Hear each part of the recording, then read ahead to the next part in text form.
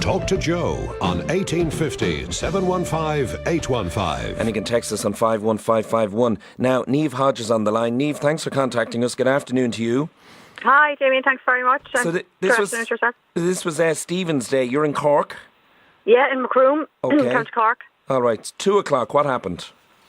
A fox came into the estate and ran through the entrance of the estate and went into the back of the garden next door. I thought it was a bit unusual, but then it occurred to me there must be a hunt close by. So within moments, a pack of dogs ran into the estate, and they were everywhere. They were through the green, in everybody's garden. They made a beeline towards this side. Obviously, they were on the scent of the fox. Now, there's a field behind us, so I kind of assumed that the fox had gone over the fence and out there, but obviously he didn't. The dogs kind of accumulated at the side of our house. My partner went out to get them out from there and to keep them away from the house. There was over 30 dogs. They were piled on top of each other. They were up on bags of blocks that we have here. You know, things that you'd normally have at the side of your house. Mm. And it wasn't until there was about 4 or 5 dogs left that Charles let me know. He said, "There's the fox. They've got the fox."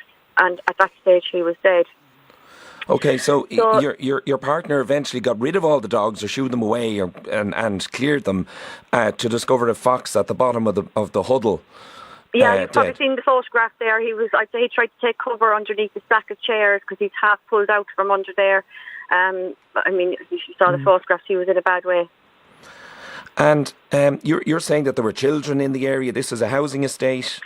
Well, yeah, I mean, it's a family housing estate. Nearly every house up here has children. My own kids would, if there had been a fine day, all the kids have all grown up together. We're all here a long time. They would have been all out playing with their Santa presents. Mm-hmm. And were there any huntsmen with the dogs? At this stage, no. It took about 15 to 20 minutes before we saw the jeeps arriving at the entrance of the estate and men walking around. So I went down to approach them then. I told them that the fox was dead in my garden, that if there had been kids out, there could have been serious injury or death on our hands at this stage. I was quite annoyed, as you can imagine. They were laughing at me. They wanted the fox's body, but I said there was no way they'd have permission to come onto my property at all. So you didn't give them back the remains of the fox? No, I certainly did not. No. I brought the fox down the following morning to the vet to be disposed of correctly. Okay. And so that's what you did. You brought the fox down. And did the huntsmen, did they leave at that stage once you said you wouldn't bring the fox to them? The guards arrived. Sorry to cut across. The guards arrived and spoke with a few of them, and they'd all kind of dispersed then. And why were the guards called? Because there was nobody here with the dogs. There was no control over anything. It was just complete mayhem. Has this happened before, Niamh? From what in our state? Yes. A couple of years back, there was a couple of dogs kind of came in and went out as quick, but never to the extent of what happened here on Stephen's Day. Right. So, but usually the hunt, and you see, fox hunting is legal in Ireland. And Northern Ireland. It's not in Scotland, England, and Wales, as we know, but it is legal here at certain times of the year. Yeah. And this is kind of the season for hunting. Am I right? It is. But I mean, this is not what you expect to happen. I mean, it is only the will of God that no child was injured or killed. Okay. You're involved yourself with the Cork Dog Action Group. I did volunteer a few years back. Yeah. Right. Okay. No, the reason I'm saying that is just because was there a suggestion made that this fox was not the actual fox that the dogs were chasing? In the newspaper, the Mail on Sunday did an article on it on Sunday, and I have heard absolutely nothing from the hunt other than what I've read in their statement, and that they denied that there was any fox dead. Okay, Linda Buckley's on the line in County Meath. Good afternoon, Linda. Hiya. Your point.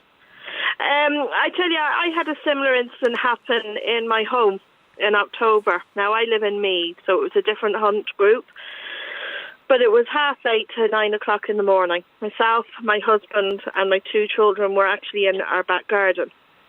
Uh-huh. Now, we live on a country road. So we were outside, and my husband and I thought we heard what sounded like a bugle. So we looked at each other and thought it's very early for that, but we kept talking. And the next thing, we see all the dogs running towards our back garden. There's wasteland at the back of our garden. Pack of dogs, of noisy, excited, barking dogs. And they all jumped over our back fence. Now, luckily, we managed to get our 2 children. My daughter was petrified. She's 4. Got them inside. We managed to get our dogs, 2 little Jack Russells, who were at our feet at the time, thank God. And we got them out of harm's way. But my husband had to chase at least half a dozen to a dozen of hunt dogs out of our garden.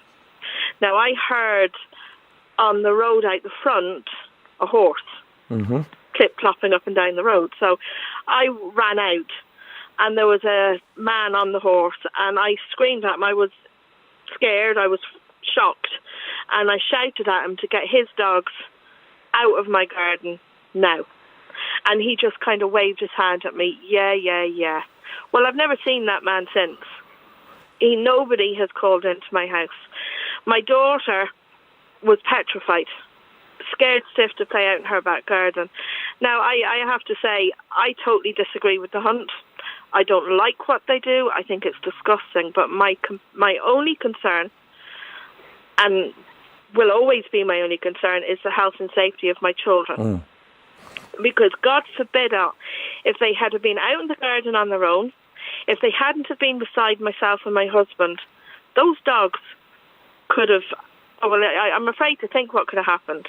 Yeah. You know, and the attitude of the hunt people, and actually all members of authority that I have contacted, because I have tried to get something done about this. But it's not illegal, Linda. It's not illegal, but one of the people I spoke to, like I've been passed from Billy to Jack, but when I spoke to the dog warden service, I was told, oh, well, we can't prosecute them because they'll laugh at me and tell me that they had effective control. Well, clearly they didn't. Yeah. No, but they must obviously have a licence, the hunt clubs, which I presume in both instances they had. Did you ask? They have a licence, absolutely. And like I said, that's not my question, but they did not have effective control of their dogs. If they choose to do what they're doing, then it is their responsibility to ensure that what they do does not cause harm or fear or danger or anything like that to anybody else. Well, you could say practically when a hunt begins and you have a pack of dogs chasing a fox and their owners coming from way behind, that they are not in control of the dogs, but are obviously licensed to be allowed to do this and allowed hunting this way. Absolutely, and the warden service said to me, some of the dogs that basically he told me he'd been speaking to the huntsman, the head huntsman, and the head huntsman was devastated and upset, but that he had told him that a lot of the dogs were still training. That's not my problem. And that the dogs that were training obviously strayed away and got into our garden. Okay. Again, not my problem. The head huntsman wanted to know, could he call to me with a box of chocolates and flowers? No, thank you. Okay. Can I just come back to you, Niamh, just in relation again to this, I suppose, suggestion that the picture that you sent us of the fox, the suggestion that it's been used before by hunt saboteurs, and 100% not. I will stand over every one of those photographs there on my phone. Okay, all right. Taken with my camera. All right, Janet Coveney's on the line, 51551. Good afternoon to you, Janet. Good afternoon. Would you be a supporter of fox hunting? Yes, I am. Right. And what do you make of what you're hearing about these two? I suppose when you consider that we're talking to young mothers here of young children who, suddenly were confronted with a pack of dogs chasing a fox. Do you understand how they'd be upset and why they'd contact us? Yes, I can, because they were parents of young children, but I can only assure them that they had absolutely nothing to worry about whatsoever. The hounds are only hunting a fox because they are trained to hunt a fox, and they're hunting the scent of that fox. If they catch up with it, they kill it. If they lose it, that's it. Then they're not going to. Have you ever heard of a child being attacked by a pack of hounds? It just Sorry, wouldn't, can I put in there happen. a second, please? Yes, Niamh. Sorry, it's not about being attacked by the dogs. Can you not understand that these dogs were packed inside within a 10-foot by 15-foot space, 30 dogs? If my 3-year-old had been standing alongside my car, he was going to be trampled. Yeah, my children as well. Those dogs flew over the fence. If my children had been right beside that fence, they would have been stampeded by those dogs. It's not just about being attacked. It's about it's a danger. That was a danger to my children, to anybody, my neighbours and kids up here. Okay, can I just go back to... They have no business letting their dogs onto private property. I can't give permission. Yes. All right, let Janet respond there. Janet. Well, the fox is a wild animal, and the hounds are hunting the fox. But the fox in recent years... Just let Janet finish. The fox in recent years has become a much tamer animal and is used to houses and going in and out of gardens. He's become what we call a dustbin fox. And he might easily take refuge or go through gardens in an attempt to get away. So, Janet, so we blame the fox. We always try to avoid hunting anywhere near houses. Well, that's obviously not the case. But that hasn't worked very well, has it? I can't talk for other hunts, but on the whole, I know that we are a very responsible body of people, and we do our very best to keep hounds and hunting away from houses and gardens. Okay, Janet, for the very reason that you have mentioned, nobody wants to frighten children. No, Janet. Absolutely, Janet. That may be your experience, and I'm sure you may feel that you are responsible with the hunts that you are involved in, but clearly the two hunts involved in these experiences are not as responsible as you. And actually, I know of at least 2 other incidences since mine, which was only October, that this similar things have happened. So not every hunt is as responsible as yours, and I'm sure you can appreciate that. Well, I can't answer for other hunts, but I do believe that all registered packs of foxhounds are very responsible, because we have to be, because as you mentioned earlier, we are licensed, and if we were to behave in a way that was unreasonable or dangerous, that pack would lose its license. Okay, absolutely. And Johnny, I have to say, if other hunts are not acting responsibility, and the likes of myself and Niamh and other people are unable to get the authorities to do anything about it, then how else are those other hunts going to be acting responsibility? Well, you're wondering, because they get away with it. In other words, Janet, can your licence be objected to? The way to go about it, if you have a complaint about a hunt, would be to get in touch with the hunt directly, with the senior master of the hunt. I have. Well, a number of times, and they're not answering their emails. Okay. I've had to go directly to the Guards Commissioner. Well, then if the guards think that you have a case, they would follow it up with the hunt concerned. Okay, just leave it there for a second. I have an ad break to take. We did contact both hunts involved, and they're more than welcome to come on and tell us what happened or give us their side of the story if they wish. 51551. Stay with us there. Talk to Joe on 1850 715 815. Joe Duffy. Talk to Joe on 1850 715 815. And I see James is there. James, I'll come to you in a moment, but just a quick question to you, Janet Coveney in Galway, and thanks for coming on.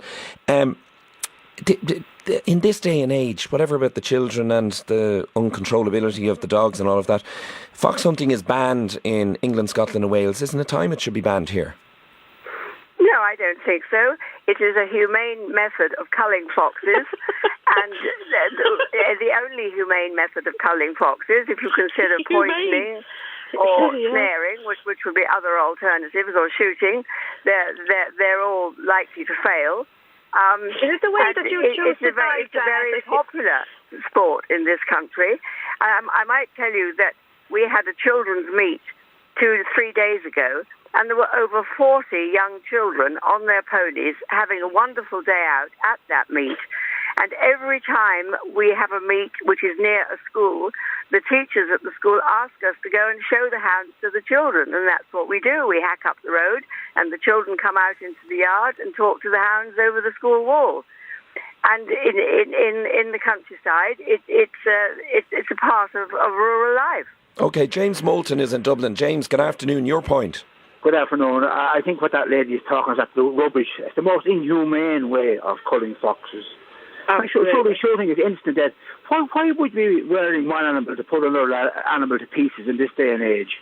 Have you ever seen a fox pull a lamb or a chicken to pieces? I certainly have, but that's a different matter. That's in the wild. We're not rearing them to do it. They rear themselves. What you were talking about, you were talking there down your nose to people about being humane with it. Why did the man in England be so successful and so humane? Could you answer that question? There is about to be probably a repeal of that ban in England. I don't think so. I think we'll wait and see the result of that. We'll definitely wait and see. As for the privileged few, and you're talking down to the other people there, I have to say to you that I find the whole thing very repulsive. And as a shoot man who shot on my life, I have to say that he could shoot a fox and he's dead. He's not pulled to bits and chased until he's terrified. There's nothing humane about seeing a defenceless animal being pulled apart from every angle by a pack of dogs. No, what's humane about that? Nothing. Absolutely nothing humane about it. Absolutely. How do we control foxes, Linda? There's loads of different ways. You can shoot them. You can put in wildlife rangers to look after them. They're being controlled in bogs all over Ireland with new releases and things like that.